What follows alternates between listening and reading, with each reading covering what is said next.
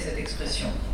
Diplômé de l'ESSEC en même temps que de droit privé, c'est vers la publicité et le marketing que vous vous êtes d'abord engagé. Déjà, vous manifestiez l'envie de transformer votre créativité dans vos activités professionnelles. Or, c'est plutôt la curiosité intellectuelle qui vous incite, quelques mois durant, à vous engager à l'Assemblée nationale auprès de François Bachelot et Yvon Briand du Centre national des indépendants avant de rejoindre le cabinet Arthur Andersen comme associé. On dit souvent que le premier emploi est dans une carrière l'étape la plus marquante.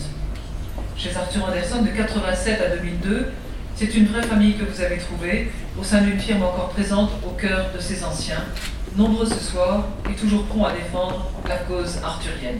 Je sais que beaucoup d'entre vous font vivre ce réseau de cœur en souvenir d'un esprit firme qui transcendait tous les égos et d'une ambiance à nul autre pareille, enfin, à l'exception peut-être d'une maison que moi je connais bien aussi.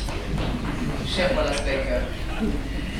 En 2002, vous rejoignez un autre grand cabinet indépendant, Wilkie Fallon Gallagher, à Paris. Marie-Hélène devient partenaire au sein du service fiscal avec une solide expérience en restructuration de groupe, fusion et acquisition, co-entreprise et consolidation fiscale. En la matière, selon vous, un bon conseiller fiscal, c'est avant tout une grande qualité d'écoute et un certain sens encore de la créativité. J'ai pas dit optimisation. Votre fierté, c'est de proposer, plutôt que des solutions toutes prêtes, un conseil sur mesure, ajusté aux préoccupations de vos clients, toujours dans le respect de la règle de droit. Pour ces talents d'orfèvre fiscal, vous avez reçu en 2008 et 2009 des prix de Chambers Europe et Chambers Global, vous plaçant parmi les premiers conseils en fiscalité de France. L'enjeu, selon vous, est de s'assurer de la pérennité de la norme retenue face à la volatilité de la matière, en évitant d'être un peu gazeux. Une gageure que je reconnais parfois bien volontiers.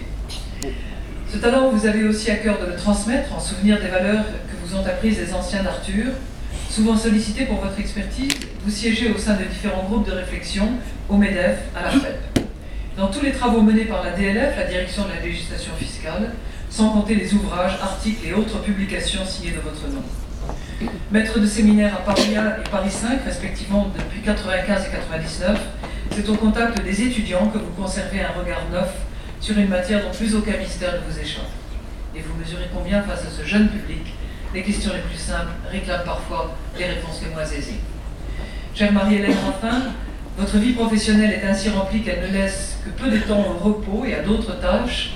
Vous vous réfugiez pourtant et aussi souvent que possible dans une autre activité, née d'une passion secrète pour la décoration d'intérieur, pour l'harmonie des objets, des couleurs et des formes, une passion au service toujours de la créativité.